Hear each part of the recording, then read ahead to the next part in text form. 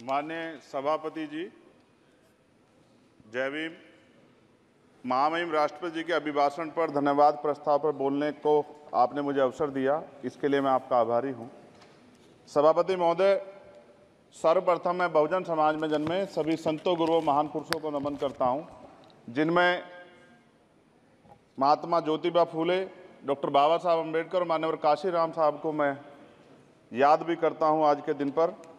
साथ साथ नगीना की महान जनता और भीम आर्मी और हमारी पार्टी आज़ाद समाज पार्टी काशीराम के साथियों का भी धन्यवाद करता हूं।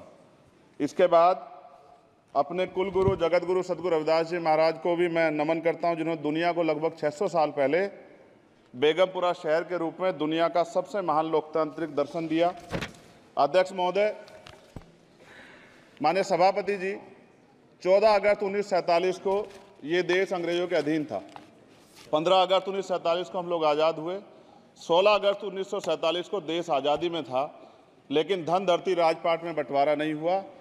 जो साधन संसाधन थे उनमें बंटवारा सही रूप से न होने के कारण एक बहुत बड़ी आबादी सुविधाओं से वंचित और सम्मान से वंचित रह गई।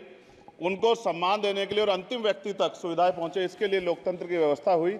लेकिन आज़ादी के 70 साल बाद भी हम कहाँ खड़े हैं, इस पर ये चिंता का विषय है।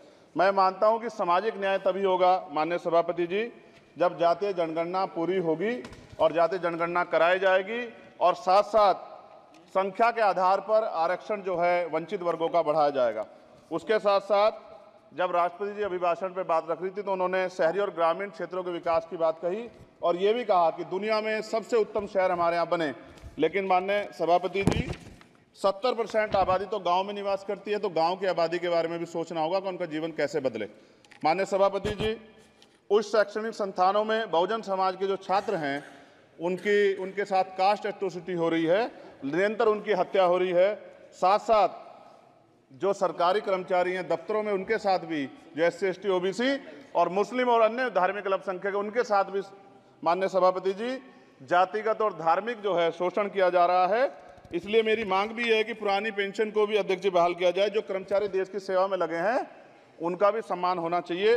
साथ साथ सभापति जी, भाजपा ने चुनावी लाभ के लिए सबका साथ सबका विकास के नारे दिए जो खोखले हैं, क्योंकि 10 साल में दलित, पिछड़े, आदिवासी, मुस्लिम और अन्य धार्मिक अल्पसंख्यक जो अत्याचार हुए हैं वो किससे छिपे हुए नहीं हैं। ये गलत है, ये बंद होना चाहिए।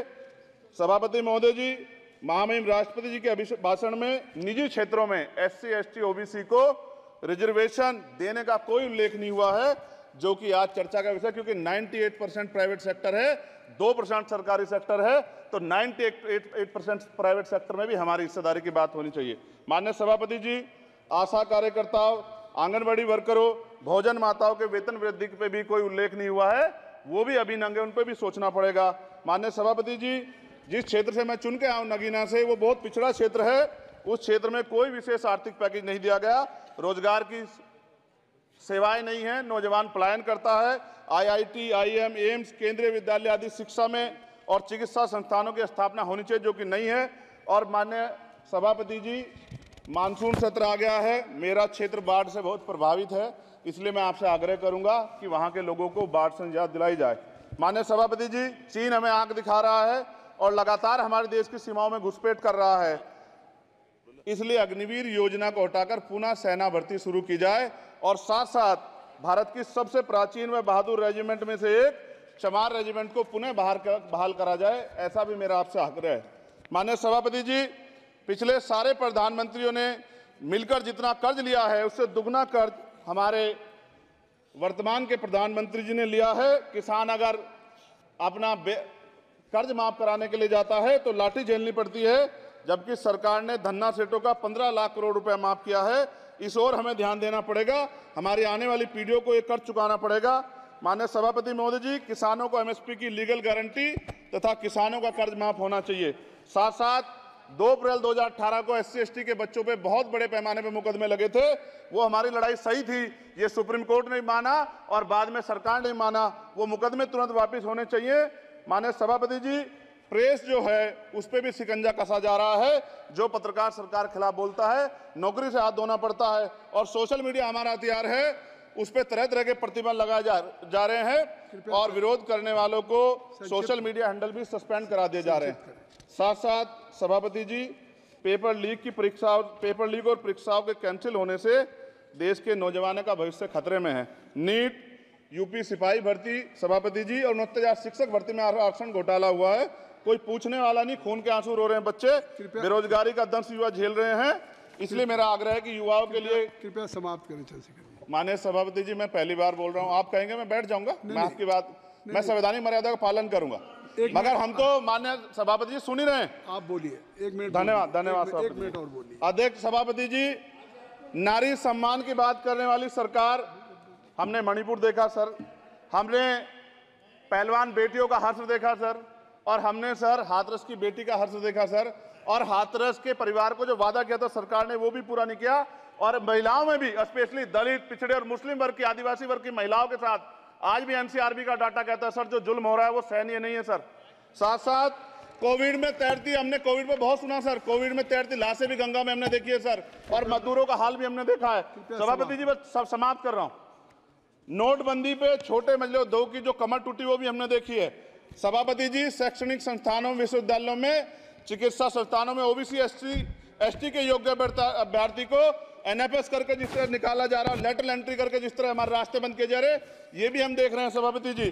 साथ साथ मेरा ये कहना है सर, ये सबका इशू है कि प्राइवेट कर्मचारी सर और सरकारी भी कई जगह पे 8 से ज्यादा घंटों से काम करते हैं, और उनको जब सर उचित वेतन भी नहीं मिलता, तो न्यूनतम वेतन 20,000 रुपए तय हो और 24 घंटे की ड्यूटी। उदाहरण के तौर पे यूपी पुलिस सर बहुत पूरा काम करते हैं वो लोग, वो राज्य के विषय हैं। आप सर मैं आपके राज्य सरकार के लिए भी आपके संज्ञान में डाल रहा हूँ विषय सर, पुलिस सब जगह है सर, लेकिन सवाल ये है सर, बहुत पसीना बातें हैं, 8 घंटे की ड्यूटी और वेतन विसंगति, बॉर्डर स्कीम से उनको जो बाहर किया जाए। माननीय सभापति जी, 1 मिनट चाहिए सभापति जी। राष्ट्रपति जी ने धर्म के बारे में बात की थी, राम मंदिर से पहले हमारे गुरुघर तुगलकाबाद का फैसला आया था राष्ट्रपति जी, वो सभापति जी अभी तक दिल्ली में स्थित सदगुरु रविदास जी महाराज का गुरुघर नहीं बना। साथ साथ सभापति जी, अपनी बात को खत्म करते हुए मैं आपसे कहना चाहता हूं कि जितना देश दूसरों का है सर, इतना हमारा भी है। हम मरने के लिए पैदा नहीं हुए, जो चाहता है हमारी हत्या कर देता है। मूछें रखने पे, घोड़ी पे बैठने पे, मटकी छूने पे हमारी हत्या हो रही है। क्या बदला है सर 70 साल बाद भी? दलित, पिछड़े, मुसलमानों पे हिंसा नहीं रुक रही है सर। मेरा आपसे संरक्षण के साथ ये आग्रह है कि इन घटनाओं को रोका जाए, और देश किसी की बपोती नहीं है, देश संविधान से चलता है सर, और संविधान से चलेगा, संविधान छेड़